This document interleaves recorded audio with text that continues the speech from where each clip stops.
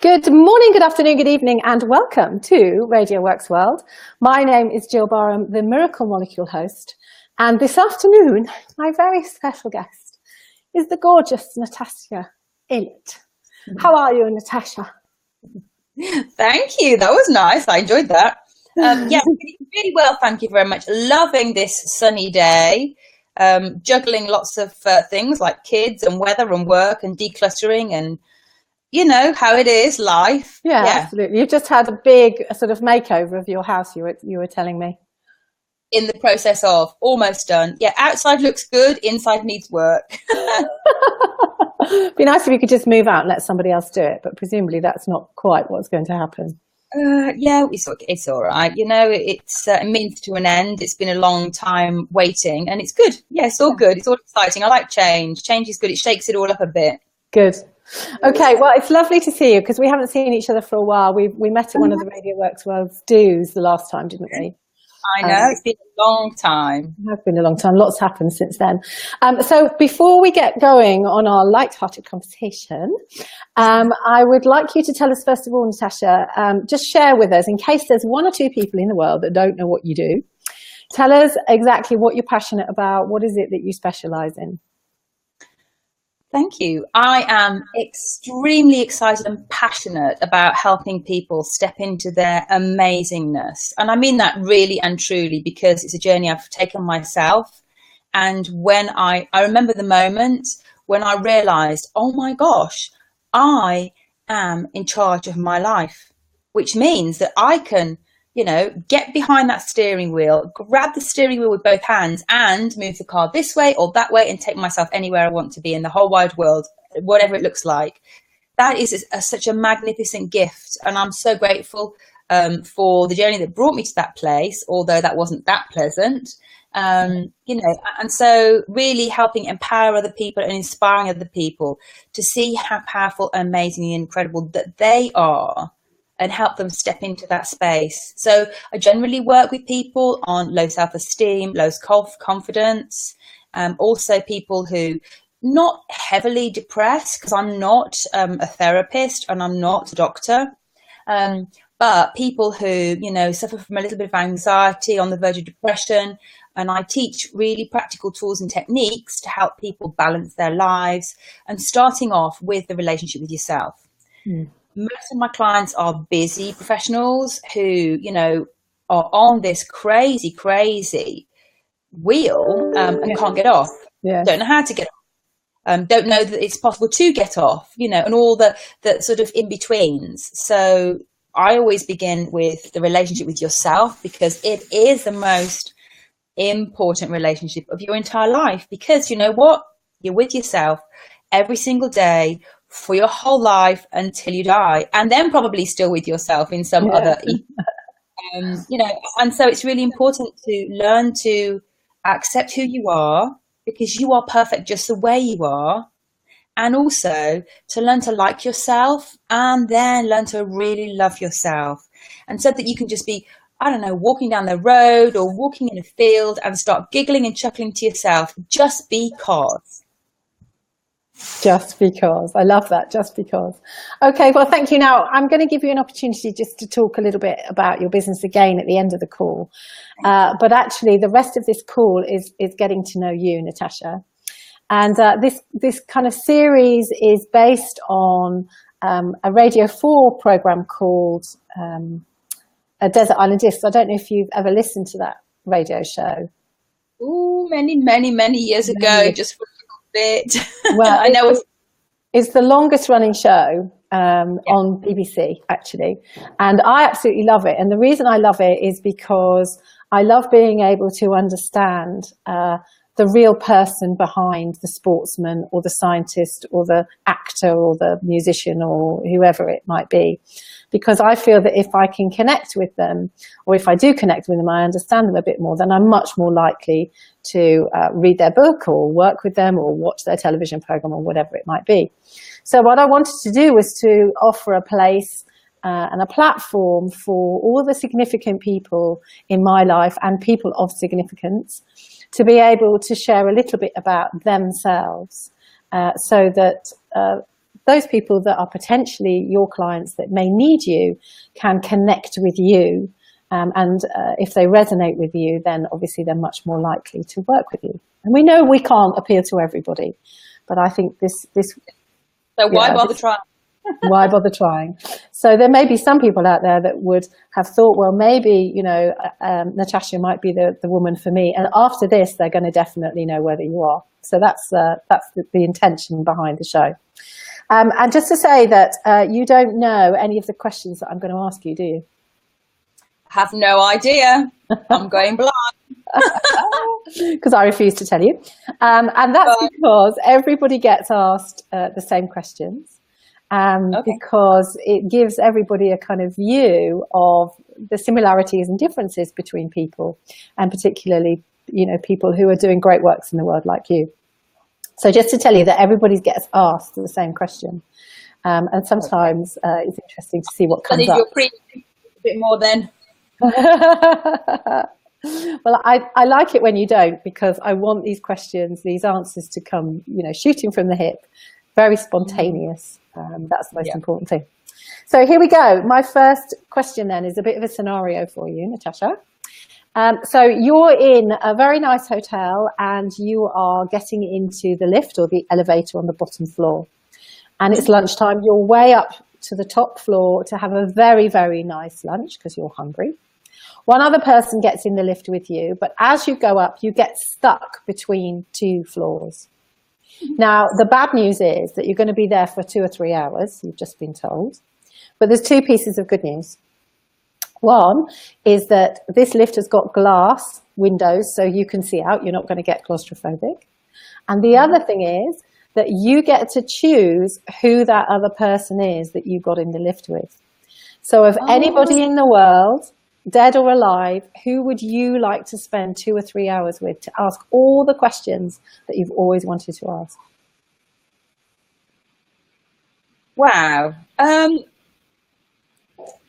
I'm just going to go with the first person that came into my head. Good.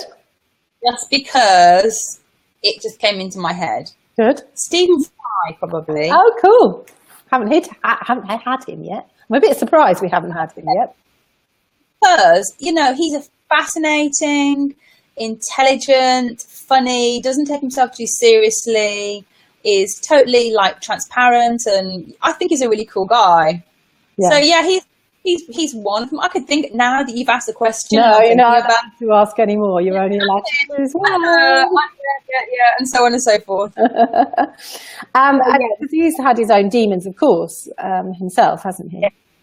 But that's part of the intrigue, you see, for me. Yeah, definitely. I said light-hearted conversation. I'm not great with the light-hearted stuff. I'm like, let's go deep now. Yeah. That's who I am. I'm a very kind of, deep person. Okay, so in this lift then, you've got children, so you'll appreciate this. I'm going to provide you with some lunch because you're both hungry. Thank you for saying lunch. And you're going to have a very lovely table with lovely fine dining, with lovely crockery and cutlery and so on. And like Harry Potter, I'm going to magic you up your favourite meal that you would like to choose with Stephen Fry. So what would that be? I love food. I really love food. Well, I love smoked salmon, poached eggs, as long as they're free range, and maybe a little teeny weeny slice of really healthy wholemeal bread, toasted, a little bit of salt and pepper. I'd have to have a whole bunch of fruit, a big fruit salad. I'd have to have a whole massive salad with vegetables and seeds and nuts because I really love that stuff too. I told you I love my food.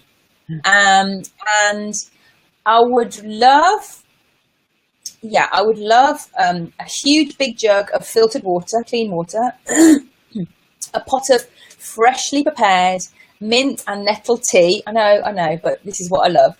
No, I love mint and nettle tea. I'm completely with you there. And what else? And maybe a glass of really ice cold Prosecco just to go with the smoked salmon. And then maybe later, after, we're really chilled out and stuff and all the goodness has been absorbed in my system, maybe a fresh black Americano coffee. Okay, cool. Well, thank goodness there's somebody that likes food. Yeah. Sometimes it's a bit like pulling teeth when I ask people what they want to eat, and they kind of go, "Oh, I really don't know." But I love it because I'm a big foodie too, and I love it when people know exactly what they want to eat. So fantastic. Okay, so now I'm going to take you back to the 18-year-old Natasha. So I'd like to know if you wouldn't mind sharing with us where you were living, what you were doing. What was the 18-year-old you doing? Okay. The 18-year-old me was just leaving home. So I had my own flat, my first flat. It was a big building, 3 stories, and I had the middle floor, and it was really cool, lots of light, big rooms, high ceilings. And it was about 10 minutes walk from where I used to work. And my first job, it was in between colleges. I just finished one college. I took a year out and then I went back to college actually for some more years before I started working properly. I was working at TGI Fridays had very, very firstly opened in the UK. So it was the very first TGI Fridays in Birmingham. And I'd gone for my 18th birthday. My parents took me. It was totally wowed by it.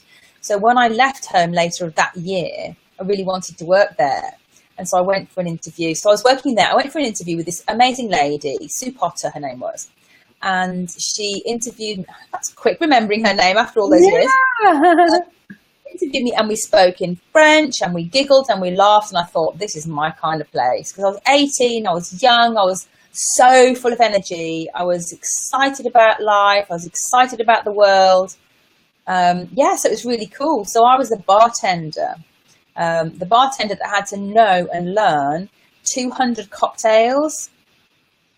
So we had about 8 weeks training where we had to learn all these cocktails. And I lived on my own, but I shared a flat with the girl Fiona, who used to also work at the same place. And it was cool. So that's what my life looked like. It was a bit bonkers. It was fun. My first taste of independence, and I loved it. So everything was interesting. And what were you listening to at that point? Oh gosh, probably everything. We used to rock up at the restaurant about 8 o'clock in the morning. I didn't open until 12. So between 8 and 12, we were busy cleaning our stations. I mean, scrubbing, polishing, and we all had music blaring out. We were singing and dancing around the place. What was I listening to? Oh gosh, whatever was kind of in vogue at that time, many, many, many years ago. So you'll have to give us a bit more of a clue than that. Yeah, now I'm trying to work out. Gosh, you're talking about 25, 30 years ago. Yeah. So whatever was... Yeah, it was all back. disco music, Aretha Franklin, maybe some of that. Mm-hmm. All of that kind of funky stuff. It was really cool, and dance music, and it was nice. It was before the rave, but it was really cool music. Yeah. Before the what? Sorry. Before the rave music, okay. Yeah, cool. All right. Okay. So that was 18. So let's take you now on to 35. What was Natasha doing at 35? Probably giving birth. My son. Yeah, I was. My son was born in when I was 35, and so I had a great pregnancy, no problems at all. I was running my own company full time, wholesale company, and life was very, very busy. So I was working full time running my company, and what were you wholesaling? Optical accessories. So I qualified as an optician. Oh, okay. And I'd had a practice and was running my company, and then I couldn't do both. And so something had to give because I was literally working 24/7. Yeah. And so I came out of practice live as an optician, and I was manager there, and just ran my company. So I had staff, and I was pregnant, and then I had my beautiful boy in the autumn. That was your first child? My first child, yes. Yeah. I was a late starter. Didn't want to be tied down. Didn't want to be, wanted to be footloose and fancy free. Okay. All right. So now I've got some questions now. So these just require a kind of off the cuff answer. So are you a TV or a radio girl? Neither. Neither. Okay. And what about fiction or non-fiction? Oh, non-fiction. Non-fiction. And are you the oldest, middle or youngest child? Oldest. Okay. And at school, were you the goody two-shoes? Were you the class clown? Were you under the radar, or were you a bit of a handful? At secondary school, that's probably where I spent most of my time. I was a little bit off the radar, a little bit under the radar. Yeah, I worked and I studied. I wasn't a goody two-shoes. It wasn't so much that, but I kind of knew that I had to study and I had to get my marks. And I really had probably 2 or 3 really amazing friends, but I wasn't the best time of my life. It was an all-girls school and I really didn't, it wasn't really me. Yeah. Okay. All right. And what would you say is your best habit? Can I have 2? No.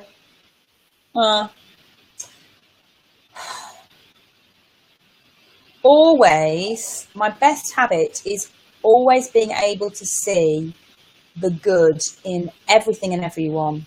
Brilliant. And what about your worst habit then?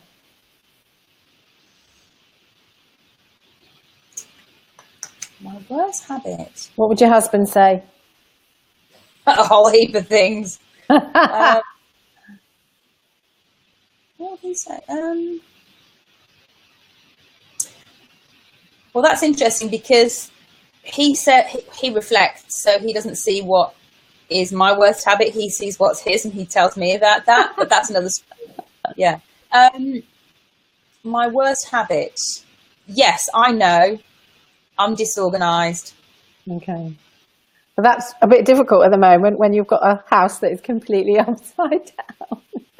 Yeah, but you know what? It's good because it's forced me to stop and to look at exactly what needs to be done. So rather than doing the typical woman multitasking, trying to take everything on at the same time, I'm like, right, okay, let's prioritize what needs doing first. This needs doing first. Okay, get that out of the way, do it. That's great. And it feels good. And then the next thing, and that's what interestingly enough, that's part of what's happening automatically, which is really great. So that's becoming a natural part of who I am now. And I do energy work all the time, every day. Yeah. So I'm always shifting stuff, releasing stuff. I was doing some releasing this morning and this afternoon, before our call. So it's good. It's all a process. We're learning every day. All right. So, and what do you do to relax? I sit outside in the beautiful, beautiful outdoors in my gorgeous garden. Where do you live now? I live in North Worcestershire. Okay. So between Worcester and Birmingham. Yeah. So I live in the country. And it's oh my gosh, Jill, it's beautiful. It's so beautiful. Honestly, I love it. Surrounded by trees and fields and farmland and easy access to the motorway networks. I can get places. Yeah. But it's just beautiful. I love the sky. I love the clouds. I love nature. I love being outside. I love walking, running, cycling. I love peace and quiet. I love being on the beach. I love just being, I love a bit of peace and quiet, actually. Yeah, cool. Okay. And do you have any nicknames? Tasha, probably, that people call me. I always introduce myself as Natasha.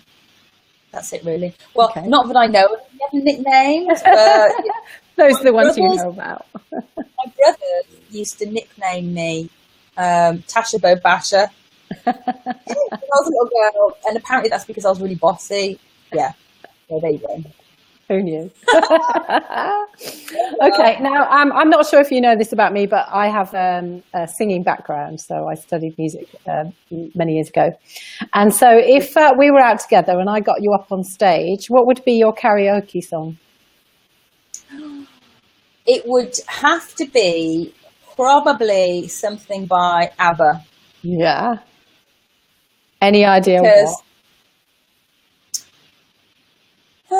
any of the ABBA songs, really, any of the well-known ones. I just love ABBA songs. Yeah. And, you know, when I was probably, I don't know, 12, maybe 11 or 12, I had a little portable stereo, and we had a holiday when we went away on a boat, a longboat in our family. Mm-hmm. And I spent the entire time on the deck with my kind of, I don't know, all-in-one, whatever was in fashion at the time, with my personal stereo plugged into my phone. I've just come off our narrowboat. We've had 3 weeks on our narrowboat, by the way. Weeks? Wow. Yes, it's been fabulous, which is why I look sort of slightly dirty. 'Cause I've been out in all weathers. Healthy, radiant, you look beautiful. Okay, so this next question is another kind of scenario, really. So my husband and I have been together for 35 years. Wow, congratulations. Thank you. And 2 years ago, we went off to America. We had a month in America. And we had a travel consultant who planned it all for us, and it was absolutely fantastic. We were with each other pretty much for 24 hours a day for that month. And we didn't have a crossword between us the whole time. Yeah. And what I'd like to know is, if I sent you away on holiday, somewhere of your choice, it doesn't matter where it is, and I organised all of your flights and all your hotels so you had no stress, who would you take on holiday that you could spend a month with without a crossword? Oh. Anybody? Or family? They have to be alive. Oh yeah, anybody who's alive. Anybody's alive.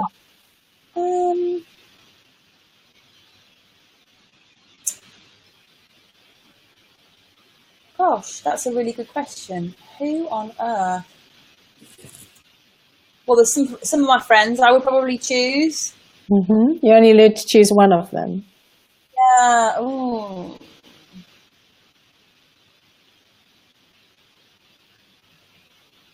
See, a lot of my friends I could do, probably about 4 or 5 different friends I could choose, and I would be really happy. Mm-hmm. Oh, goodness gracious, who on earth? I'm a meanie, aren't I? Yeah, well, I don't know. It just gets you thinking. It's good. No, I like this. It's good. It's a good game. Good game. Yeah. Probably would have to be somebody that I know. Because... Yeah, because otherwise I wouldn't, You've got to be able to guarantee that you're not going to have a crossword. Yes. Who? Oh.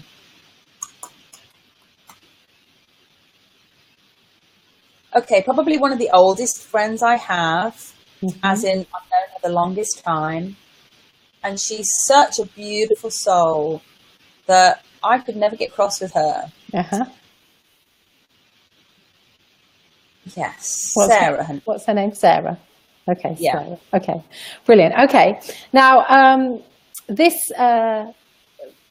series of radio interviews are going to go into a book. We've got a book commissioned, a nice sort of coffee table book. And for those people that want to, they're going to be included. The selected ones are going to be included in the book. And the book's going all around the world in 80 days. So it's the Radio W.O.R.K.S World Tour starting in October. Yeah. We're launching it at a red carpet event in October, on October the 2nd, which you're invited to. And then it's coming back after travelling around the Jules Verne route of around the world in 80 days. So it's going all over the place, San Francisco and Tokyo and Ireland, all over the place. So we've got the book, but what I wanted to do, because of my musical background, is also to create a playlist. So I'm asking each of my guests to choose one song and one song only that they would like to be included in my playlist. And it has to be a song that makes them feel like. So what would you choose? To make you feel, I lost you then for a moment. To make you feel light-hearted. Light-hearted. Oh. Happy. Pharrell Williams. Yeah, Brilliant. yeah. Nobody's chosen that one, so I'm very happy to have that on my list. Absolutely perfect. Okay, Yeah, and before we come back to a little bit of business, I kind of want to get to the heart of the matter, really, because as you know, my big passion is health and well-being, and particularly focused around heart, and because of my book, The Heart of a Woman. I do look after men too, but most of my time is spent looking after high-achieving women. So I'd like you to share with us, if you can, what it is you do to look after your heart. So in two senses, the physical heart that you have. So what do you do to look after yourself physically? But also, how do you look after the heart that you have to give to the world? How do you protect yourself? How do you nurture yourself emotionally and spiritually? Not sure that I can stick to 2 sentences, but I will do my best. You don't have to stick to 2 sentences. Yeah, that's absolutely fine. You can elaborate. Okay. Well, it's kind of easy to answer that one because it's body, mind, and essence, which is my triangle. So everything that you put in your body, everything you eat, everything you drink, and everything you do with your body, the exercise and the rest, and everything you put on your body, like the lotions and potions and perfumes and cosmetics, and everything you read and watch and listen to, the people you hang around, and every thought you think. Mm-hmm. So I do all of those things every day. I really honor everything I put in my body. So I've just had a massive salad I have just discovered that papaya seeds are really good for you, even though they're really bitter. So if you put a bit of balsamic vinegar in it, it's all good. So I had a massive salad with papaya seeds, and it was delicious. I had some fruit this morning for breakfast, some mint and nettle tea from the garden, and clean water. So everything, absolutely everything on a physical level. Don't do anything that feels like a push. So if you enjoy certain food or a certain type of food, then eat it. But just remember that everything you eat has, you wouldn't put orange juice in your car, would you? Exactly. So when your body is your vehicle for your entire life, why would you put anything processed or sugary or fatty or that doesn't, honor it? And so nuts and seeds and avocados and coconuts, all full of good fat for your brain, which you do need. I have plenty of that. Salads, vegetables, fruit. I don't eat very much meat at all. But I do like my fish. Yeah. I do like. Yeah, so I don't really drink. Sometimes I'll have a glass of something, but I don't really drink as a rule. Mm-hmm. Lots and lots of clean water, because I know that I want my vehicle to last, and I want my vehicle to last in a happy way. I want it to, so I talk to I talk to the cells in my body. That's a good thing. I really do. I talk to my organs. I talk to my skin. And I say how grateful I am for every part of my body. So I love my body. Thank you for my toes. Thank you for my feet. Thank you for my arms, my hands, my fingers, my hair, my eyes. Thank you for my cells in my body. And I eat the food and drink the drink that actually honors that. So they're getting excited. The cells are excited with what I'm giving them. And I love trampolining, walking, running, cycling, swimming, those kinds of things. Dancing. I love dancing. Cool. Yoga. Yeah, and because they are all things that make me feel excited, that make me feel happy when I think about them. Yeah, cool. And about radio and television and reading. I don't really watch television, apart from if my kids say, "Mom, will you watch this with us?" Or this is something really, like a documentary. Otherwise, I really couldn't care less about the television. And radio, I don't need noise in the background. I actually quite like silence. Because you like your peace, yeah. Yeah, I do like my peace. I think you painted us a lovely picture, and it's one that I think a lot of people can aspire to, because you certainly, are a picture of health. And I think it's very important that people like you and me, we're seen to be walking our talk without being perfect, because that's something that, most people find difficult to aspire to. Some days I'll fancy a packet of Twiglets, and I'll just have to have a packet of Twiglets. And that's fine. Because, I want one, and I want one now. Yeah, exactly. So all things in moderation, I think. And but understanding what's good and what's bad, and that's certainly my passion, is being able to really get to the root of, well, what are the myths around food and supplementation, and what should we and shouldn't we be having? So very fun to hear. Okay, cool then. This is your opportunity to tell us a little bit more about what you're excited about that's coming up. So in the next month, up until Christmas maybe, what's happening for you, Natasha? What's on the horizon? Oh, wish you'd given me a bit of notice about these dates, because I can't remember all the dates. It's all right. We're going to connect you on Facebook. So I'm going to put your Facebook page up here so people can connect with you on your Facebook page. And you've also got a website, and at one point I'll check that up as well. So while you're talking, I'll put all sorts of ways that people connect, and they can see the dates that you're doing all the things you're going to tell us about. Yeah, and I'll get that up to date.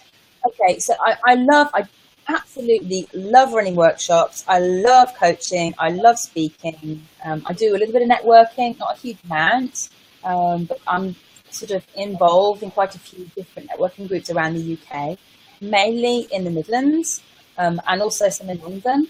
But I'm focusing on the Midlands at the moment because it's kind of, well, it was easy when the dog was pregnant and had puppies, so I had to be on hand, and also for the children during the summer holidays, because they refuse to go to any camps or clubs. Mummy, don't send me anywhere. I want to stay at home. Okay. Well, I don't blame them. Well, I mean, my mother's got them for the day, so that's good. So I can get on with things. So I love doing things like that.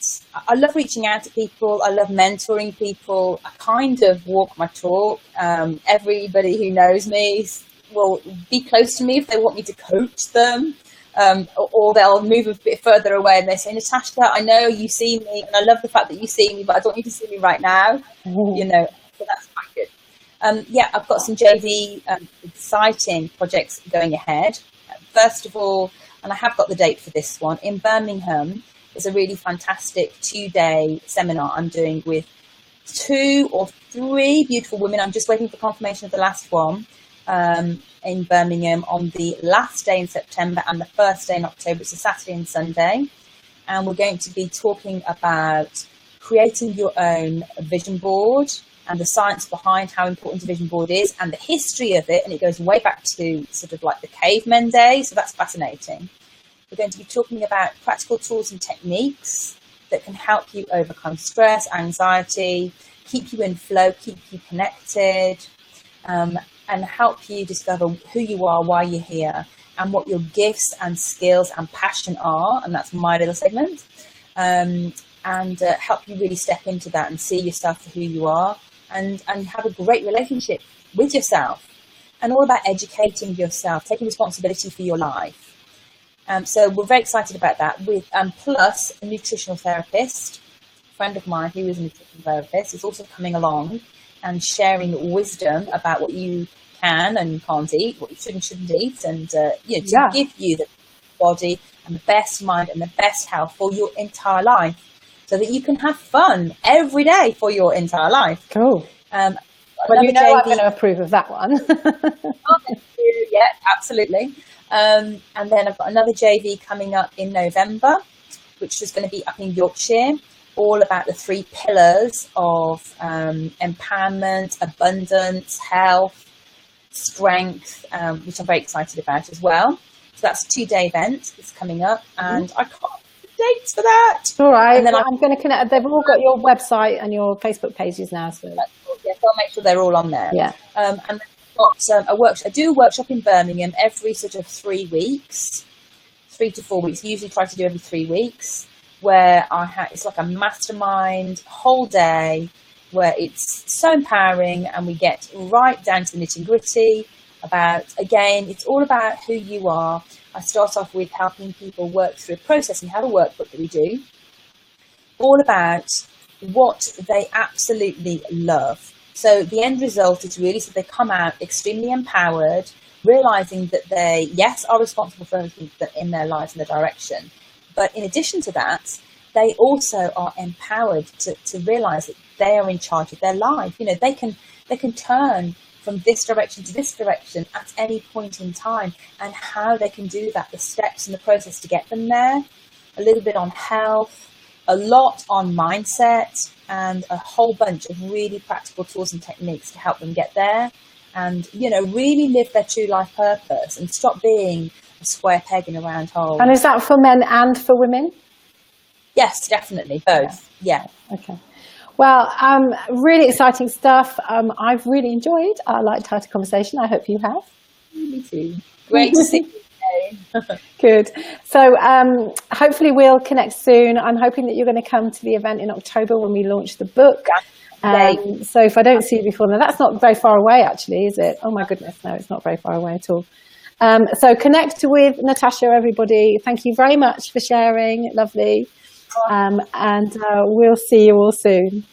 Thank you so much.